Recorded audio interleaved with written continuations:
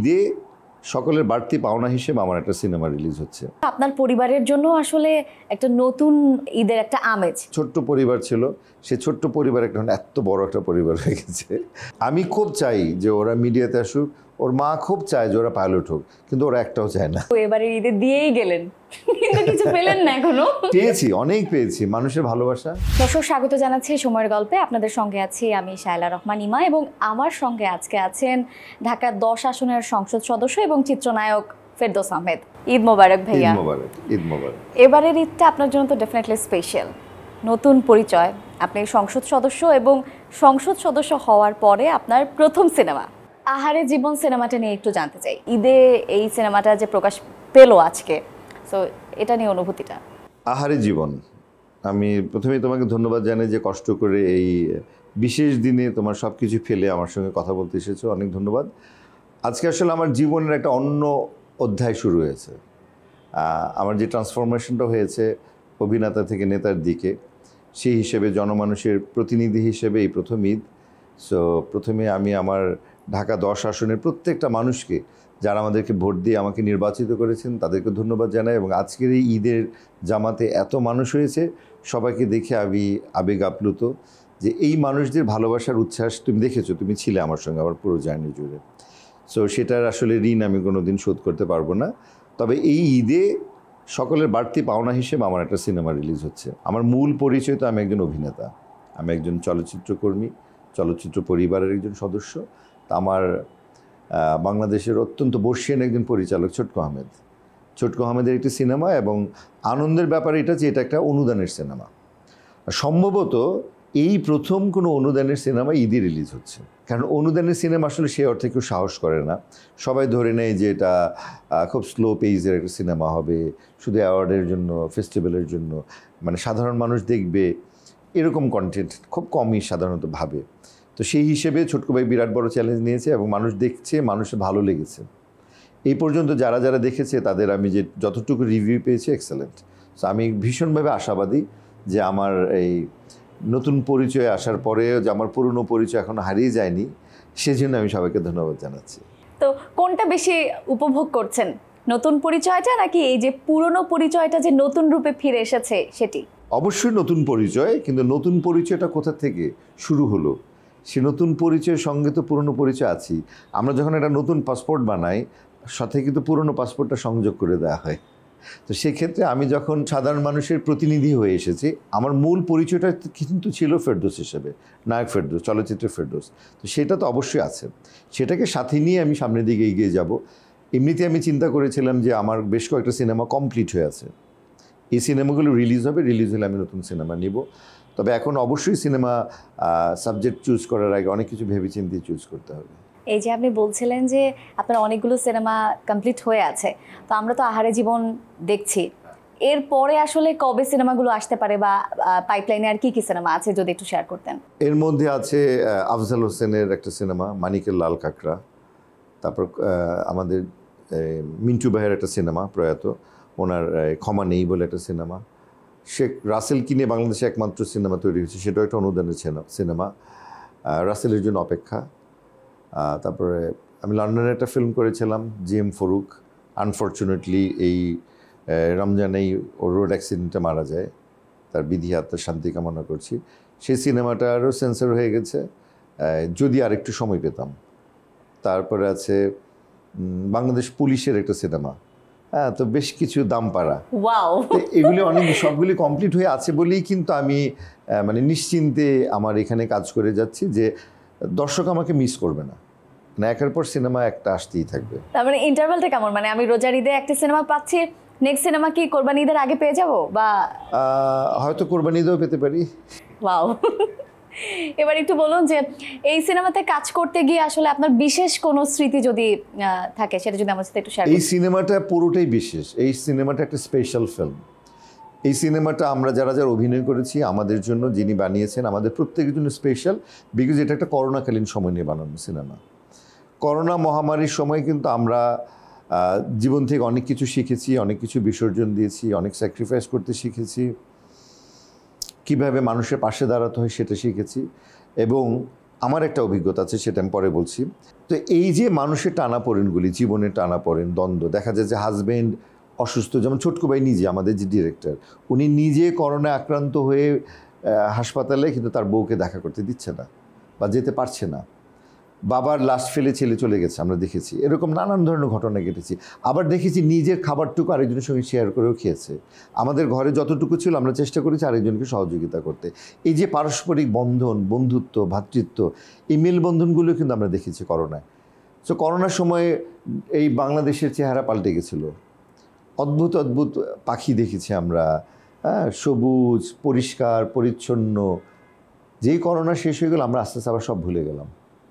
আমরা আবার আগের জায়গায় ফিরে গেছি, আবার ট্রাফিক জ্যাম, আবার আমরা শহরকে নষ্ট করছি, ধ্বংস করছি, আবার আমরা এক ধরনের রেসে নেমে গেছি, জীবন যুদ্ধের। সো এই যে সব কিছু ভুলে গেল, ছোটকু ভাই যখন আমাকে গল্পটা শোনালো, আমার কাছে মনে হয়েছে এটা মানুষকে আরেকটু রিমাইন্ড দেয়া, যে ওই সময়টা থেকে যে শিক্ষাগুলি নিয়েছিলাম, এই শিক্ষাগুলি জীবনে কাজে লাগানো উচিত। এই কারণে আমরা যখন অভিনয় করতে গেছি, যে মাস্ক পরে, পিপি পরে, বা আমাদের কোনো আত্মীয় অসুস্থ হচ্ছে, দেখতে যাচ্ছি না, কেউ মারা যাচ্ছে, তার জানাজায় যাচ্ছি না, এই এই স্মৃতিগুলি যখন দেখেছি না, তখন খুব আবেগ আপ্লুত হয়ে উঠেছিলাম আমরা প্রত্যেকে। কারণ প্রত্যেকটা শিল্পী, কলাকুশলী কিন্তু এখানে ভীষণ আবেগ দিয়ে অভিনয় করেছে। কারণ সেই আবেগের জায়গাটা কিন্তু সবার ছিল। কারণ সবারই কোনো না কোনো, কেউ আত্মীয় হারিয়েছে, কেউ স্বজন হারিয়েছে, কেউ বন্ধু হারিয়েছে। সো সেই ব্যাপারগুলি মিলেই আমরা এই সিনেমাটা করেছি। এবং সিনেমাটা ডাবিং করতে গিয়ে আমরা প্রত্যেকে মানে চোখ ভিজে যেত। শুটিং করতে গিয়ে আমার একটা গান আছে, আহারে জীবন, টাইটেল সংটা, গানটা শুটিং করতে গেলে আমাকে গ্লিসারিন দিতে হতো না, এমনি চোখ দিয়ে পানি বেরোতো। সো সেই অনুভূতির জায়গাটাতে চলে গেছে সিনেমাটা। এবং সিনেমাটা যারা যারা দেখেছেন প্রত্যেকে এরকম করে আবেগ আপ্লুত হয়েছে এবং প্রত্যেকের ভালো লেগেছে। সো আমার বিশ্বাস যে এই ঈদের এটা একটা শ্রেষ্ঠ এবং বাড়তি পাওনা হবে সবার জন্য। এবারের ঈদে আসলে আপনার জন্য না, শুধু আপনার পরিবারের জন্য আসলে একটা নতুন মানে ঈদের একটা আমেজ। সো কি বলছে বাসার সবাই? বাসার সবাই তো একটু মিস করছে, কারণ আমার তো একটা ছোট্ট পরিবার ছিল। সেই ছোট্ট পরিবার একটা এত বড় একটা পরিবার হয়ে গেছে। পুরো ঢাকা 10 আসন পুরোটাই আমার পরিবার। সো আমি এতদিন আমার এলাকায় নামাজ পড়তাম জামাতে, তো সেই নামাজ এখন আমাকে ধানমন্ডি এসে এবার পড়তে হলো। তারপর শুধু নামাজ পড়ি তো শেষ না, তারপর আমার এলাকার লোকজন, আমার আওয়ামী লীগের নেতাকর্মী, প্রত্যেকের সঙ্গে শুভেচ্ছা বিনিময়, হ্যাঁ, তারপর মাননীয় প্রধানমন্ত্রীর সাথে যাওয়া শুভেচ্ছা বিনিময়, আমাদের মহামান্য রাষ্ট্রপতির সঙ্গে ঈদের শুভেচ্ছা বিনিময়। সো এটা একটা নতুন জায়গা, নতুনভাবেই আসলে আমি এসব কিছু করছি। সো সেক্ষেত্রে অবশ্যই আমার 2 মেয়ে আমাকে খুব মিস করছে, কারণ দে আর নট পাবলিক ফিগার। ওরা অনেক মানুষের ভিড়ে ওরা আনকমফোর্টেবল হয়ে যায়, তেমনি আমার বউ। সো সন্ধ্যার পর থেকে আমরা একসাথে বাকি সময়টা কাটাবো, এবং বাকি ঈদের যে সেকেন্ড ডে, থার্ড ডেগুলো আমি পুরো পরিবার নিয়ে আমার মতো করে কাটাবো, এরকমই পরিকল্পনা করেছি। কিছুদিন আগেই ভাবি এমন একটি সাহসিকতার পরিচয় দিয়েছেন, মানে উনি নিজে একা এতজন মানুষকে সেভ করেছেন আল্লাহর রহমতে। সো এটা আসলে প্রশংসার দাবিদার। তো এই যে উনি চিত্রনায়ক ফেরদৌসের স্ত্রী, এই ছায়া না, এর বাইরে এসে ওনার নিজের যে একটি পরিচয়, সেই স্বকীয়তা যে আসলে তুলে ধরেছেন, এই বিষয়টিকে আপনি কিভাবে দেখেন? যে বিষয়টা আমার খুব খারাপ লেগেছে, যখন সব জায়গায় লেখা হচ্ছে নায়ক ফেরদৌসের স্ত্রী হিসেবে, তো সেখানে যদি বরং লেখা তো ক্যাপ্টেন তানিয়ার হাজব্যান্ড হিসেবে আমাকে লেখা হলে I would love it, literally. Because আমি নারীর প্রতি আমার সবসময় মানে অসীম শ্রদ্ধা, বিকজ আমি মনে প্রাণে বিশ্বাস করি এই জগতে সব কিছু যে সুন্দর, এই সুন্দরের পিছনে নারীর অনেক বড় একটা ভূমিকা আছে। সো আমি মানে তাদেরকে সবসময় শ্রদ্ধা করি, মায়ের জাত, মাকে, বোনকে, মানে যারা যারা আছে, ইভেন আমার ফিমেল কো আর্টিস্ট যারা আছে, আমার প্রত্যেকটা female co artist is very comfortable with me, because আমি তাদেরকে সেই সম্মানটা দিই। একটা মেয়ে যখন আমার সাথে একটা বাইরে কোথাও শুটিং করতে যায়, কোনো কাজ করতে যায়, ও কিন্তু আমার উপর বিশ্বাস নিয়ে যায়। তো তখন মনে হয় যে এটা আমার দায়িত্ব। তো সেই ক্ষেত্রে আমার কাছে মনে হয় যে আমাদের প্রত্যেকটা পুরুষের তখনই সে প্রকৃত পুরুষ হয়ে ওঠে যখন সে নারীর প্রতি প্রপার সম্মানটা দেয়। তো আমার স্ত্রী অনেক বড় একটা কাজ করে, সে বিশাল বড় একটা কাজ করে, বিশাল একটা সম্মানের ব্যাপার, এটা বিশাল দায়িত্বের ব্যাপার। আমি নিজেও ফ্লাইং শিখেছি, আমরা ফ্লাইং ক্লাবে একসাথেই ছিলাম, সেখান থেকে ওর সাথে বেসিক্যালি আমার পরিচয়। বাট আমার কিন্তু একটা সময় গিয়ে আর অত সাহস হয়নি। আমার কাছে মনে হয়েছে না, আমি বরং ওইখান থেকে না গিয়ে আমি ফিল্মে চলে আসি। ও কিন্তু এই প্রফেশনে ছিল, এই প্রফেশনই আছে, এবং ভীষণ দায়িত্বের সাথে নিষ্ঠার সাথে ওর কাজটা করে। সো আমি ওকে স্যালুট জানাই। আমার মানে মানে অসীম ভালোবাসা এবং কৃতজ্ঞতা। এই যে এত বড় একটা ঘটনা ঘটিয়েছে সে, এই দুর্ঘটনা থেকে এতগুলো মানুষকে সেফলি রিটার্ন করে নিয়ে আসা, এটা আসলে বিরাট সাহসের ব্যাপার। কারণ যখন উইন্ডশিল্ড ক্র্যাক করে গেল, যে কোনো মানুষ তখন অসহায় হয়ে যেত, প্যানিকড হয়ে যেত, ভয় পেয়ে যেত, একটা উল্টোপাল্টা সিদ্ধান্ত নিয়ে যেতে ফেলতো। ও কিন্তু ঠান্ডা মাথা রেখে ওখান থেকে 33-34 ফিট থেকে 10,000 ফিটে নামিয়ে নিয়ে আসে এবং সে ডিসাইড করে যে বাংলাদেশে চলে যাবে, কারণ ওখান থেকে নেক্সট যে এয়ারপোর্টের দূরত্ব এবং বাংলাদেশের দূরত্ব কাছাকাছি। সো এই যে একটা স্মার্ট সিদ্ধান্ত নেওয়া একদম রাইট সময়ে, সো এটার জন্য সব অবশ্যই সে আমাদের প্রত্যেকের বাহবা পাবে। এবং এইতে করে অনেকেই বিরূপ কথা বলেছেন, বিরূপ মন্তব্য করেছে। I agree with everybody, because তার একটা নিজস্ব পরিচয় আছে। ও সবার আগে তানিয়া রেজা, তারপর ওর বাবা একজন সংসদ, আমার শ্বশুর একজন যশোর 3 আসনের সদস্য ছিলেন। তো ফেরদৌস তো আছেই, ফেরদৌস আছে। আরও বড় পরিচয় আমার 2 কন্যার মা, নুসরাত নামিরার মা। তো সব কিছু মিলে আমাদের মানে খুব ভালো, আমরা উই আর হ্যাপি। এবং ওর খুব একটা খারাপ লাগেনি। আমরা যেভাবে রিয়েক্ট করেছি, মিডিয়া যেভাবে রিয়েক্ট করেছি, she was okay with it. ওর কাছে এটা খুবই একটা নর্মাল একটা ব্যাপার মনে হয়েছে যে মানে আমাকে তো এমন সময় এমনই সিদ্ধান্ত নিতে হবে, এই জন্যই তো আমি ক্যাপ্টেন। আচ্ছা, তাহলে এই যে এবার যে আপনারা একসাথে ঈদ করছেন বা ঈদের পরবর্তীতে আপনাদের যে প্ল্যান আছে, তো সেটি তো নিশ্চয়ই, ভাবি তো ছুটি পেয়েছেন নিশ্চয়ই? হ্যাঁ, ভাবি এবার ঈদে কয়েকদিন ছুটি পেয়েছে। তাহলে ঈদে আপনাকে কি গিফট দিলেন বা আপনি কি গিফট দিলেন? এবার আমাদের নিজস্ব গিফট দিয়েছি অ্যাজ ইউজুয়াল। আমি ওকে খুব সুন্দর 2টা সালোয়ার কামিজ কিনে দিয়েছি, ও তো শাড়ি পরে না। নুসরাত নামিরার জন্য আমি ড্রেস কিনে দিয়েছি, পোশাক ওরা ওদের পছন্দের। নুসরাতের আবার এই বার্থডে ছিল, তো সেই হিসেবে ও একটু বেশি উপহার পেয়েছে এবার। আর আমাদের এবার মেইন কনসার্ন ছিল আমার এলাকার জন্য উপহার কেনা, আমার এলাকার মানুষের জন্য, প্রান্তিক জনগোষ্ঠীর জন্য, মানে ঈদের নতুন পোশাক। কারণ নতুন কাপড় ছাড়া আসলে ঈদ হয় না। সো নতুন কাপড়, তাদের ঈদের জন্য কিছু খাদ্য সামগ্রী, আমার নেতাকর্মীদের জন্য কিছু শুভেচ্ছা উপহার। সো এইটা নিয়ে আমরা ভীষণভাবে, আমি আমার পুরো টিম, ফ্যামিলি, আমরা সবাই ভীষণ ব্যস্ত সময় কাটিয়েছি। কারণ আমি আসলে বিশ্বাস করি যে ঈদের আনন্দটা একা করা যায় না। একটা সময় ছিল একা করতাম ছোটোবেলা, যখন মনে হতো যে ঈদি দিবে, বাড়িতে এক কোথাও গেলে নতুন নতুন খাবার পাবো, মজা করব, নতুন কাপড় পরবো। সে এখন মনে হচ্ছে যে এই পাওয়ার চেয়ে দেওয়ার আনন্দটা অনেক বেশি। এই দিয়ে অনেককে দিতে পারছি, যে এটার জন্য আমি ধন্যবাদ এবং কৃতজ্ঞতা যে মাননীয় প্রধানমন্ত্রী আমার জন্য, আমার এলাকার জন্য অনেক সহযোগিতা পাঠিয়েছেন। সেইগুলি নিয়ে আমি খুব সুন্দর করে মানুষের কাছে গেছি।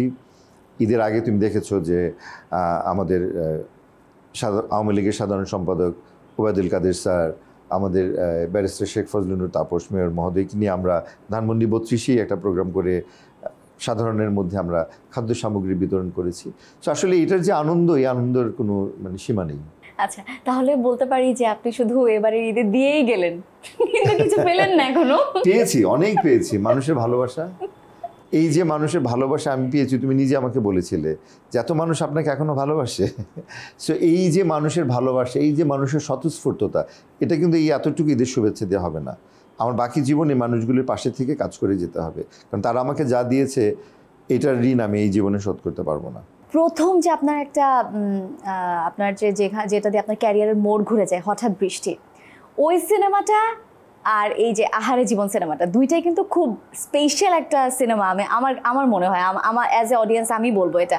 আপনার দৃষ্টিতে আসলে ওই দুইটা সিনেমা যদি আপনি এই দুইটা মোমেন্টকে যদি কম্পেয়ার করেন, কেমন হবে? আসলে আমি যখন হঠাৎ বৃষ্টি করি তখন আমি কিছুই জানি না, কিছুই বুঝি না। আমাকে ডানে তাকাতে বলে আমি আমার ডানে তাকাই, কিন্তু ক্যামেরার ডান হচ্ছে এদিকে। সো আমি কিছুই বুঝি না। ওরকম একটা সময় আমি সেটা করেছি। পুরো ক্রেডিট হচ্ছে বাসু চ্যাটার্জির।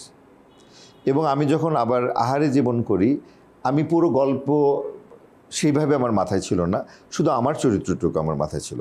ছোটকু ভাই যা যা বলেছে আমি সেটাই করেছি। সো আমি একজন ডিরেক্টরের শিল্পী। তো সেই ক্ষেত্রে আমি ডিরেক্টর যেটা চাই, ডিরেক্টরকে আমি হ্যাপি করতে চাই, rather than which make me happy. যে আমি হ্যাপি হয়ে, তো কারণ পুরো সিনেমাটা তো আমার মাথায় নেই। পুরো সিনেমাটা যে বানাচ্ছে সেই মানুষটা যদি খুশি হয় তখন বোঝা যায় না ভালো হয়েছে অভিনয়টা, সব কিছু মিলে। বাট আমি প্রথম দিন যেই এফোর্ট দিয়েছি, এই গত লাস্ট যে দিন শুটিং করেছি সেদিন আমি সেম এফোর্ট দিয়েছি, কারণ আমার কাছে প্রত্যেকটা সিনেমাই স্পেশাল।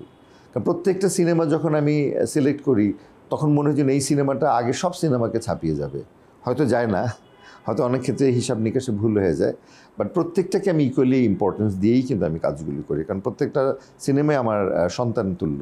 যেহেতু আপনি বলছেন যে এখন আপনি বেছে বেছে কাজ করবেন, আসলে কোন ধরনের গল্পে বা কোন ধরনের সিনেমাতে আপনি কাজ করতে আগ্রহী?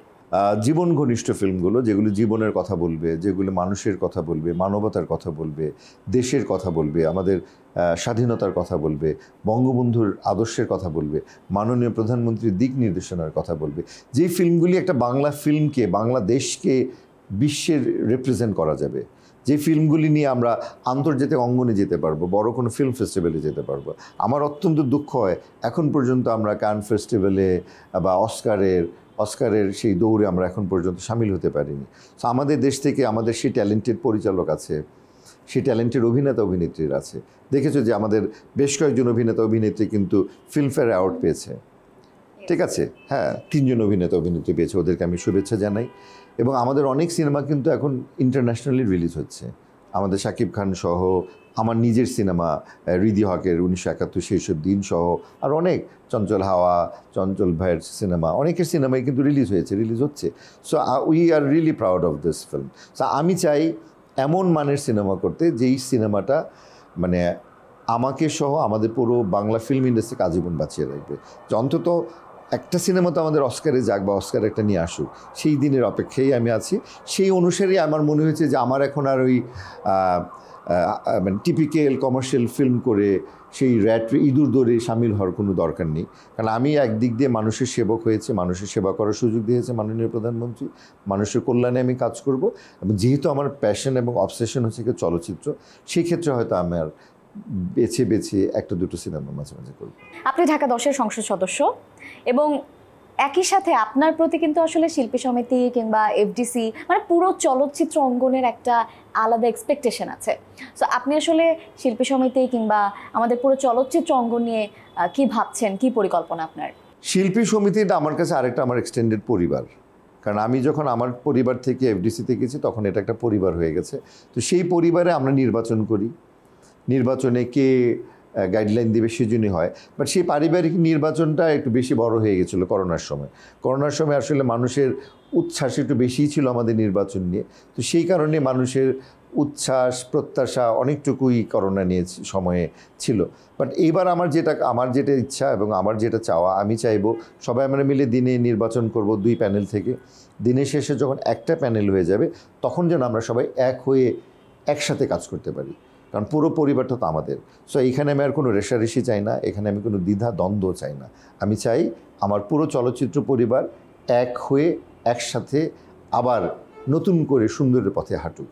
আমি সবসময় চলচ্চিত্রের পাশে ছিলাম এবং আজীবন চলচ্চিত্রের এই শিল্পের সাথে থাকবো, এর পাশে থাকবো ইনশাআল্লাহ। আচ্ছা, যেহেতু আপনি বলছেন যে আপনার সিনেমা হচ্ছে আপনার প্যাশন এবং অবসেশন, সো আপনি চান যে আপনার মেয়েরা কখনো মিডিয়াতে আসুক বা কোনোভাবে? আমি খুব চাই যে ওরা মিডিয়াতে আসুক, ওর মা খুব চায় যে ওরা পাইলট হোক, কিন্তু ওরা একটাও চায় না। আসলে আমি বাচ্চাদেরকে কোনো কিছু চাপিয়ে দেয় বিশ্বাসে না। আমার কাছে মনে হয় ওদেরকে আমি বাড়িয়ে তুলেছি একজন ভালো মানুষ হিসেবে গড়ে তোলার জন্য। আমি চাই আমার 2 মেয়ে অত্যন্ত ভালো মানুষ হিসেবে গড়ে উঠুক এবং আল্লাহর রহমতে আমার 2 মেয়ে খুব ভালো মানুষ হতে যাচ্ছে। পেশায় কে কী হবে এটা হচ্ছে কি তার পছন্দ, তার চয়েস। সেই ব্যাপারে আমাদের কারোর কোনো কিছু বলারও নেই, মানে জোর করারও নেই। সো এটার ব্যাপারে নুজহাতের এবং নামিরার 2 জনের ফুল লিবার্টি আছে। ওকে ভাইয়া, সিন্স আজকে ঈদের দিন, আপনি কিছুক্ষণ পরে বাসায় যাবেন, সো বাসায় গিয়ে নিশ্চয়ই খাওয়া দাওয়া করবেন। বাসায় খাবেন নাকি বাইরে যাবেন? না, বাসায় তো যাবো, তোমাকে সাথে নিয়ে যাবো। তুমি আজকে আমাকে খুব জ্বালিয়েছো, এর পুরস্কার হিসেবে তোমাকে বাসায় গিয়ে আমার সঙ্গে আমার বাড়িতে যে ঈদের রান্না হয়েছে দেখো, খেয়ে তারপর প্রশংসা বা বদনাম কিছু একটা করো। চলো, তোমাকে নিয়ে ঈদের বাকি অংশ আমাদের বাসায় আমরা একসাথে মজা করব। এতক্ষণ যারা এই অনুষ্ঠান দেখলেন, সময় টিভির সকল দর্শককে ঈদের শুভেচ্ছা, ঈদ মোবারক। এবং আমার ঢাকা 10 আসনের যারা আজকে আমার এই অনুষ্ঠান দেখেছেন, আপনাদের সবার জন্য ঈদের অসংখ্য শুভেচ্ছা, ভালোবাসা। হয়তো সময়ের স্বল্পতার জন্য সবার সঙ্গে দেখা হয়নি, কিন্তু ঈদ কিন্তু 3 দিন থাকে। আমি কাল পরশু এসে আপনাদের সঙ্গে আবার দেখা করে যাব। সবাই ভালো থাকবেন। আসসালামু আলাইকুম। ঈদ মোবারক।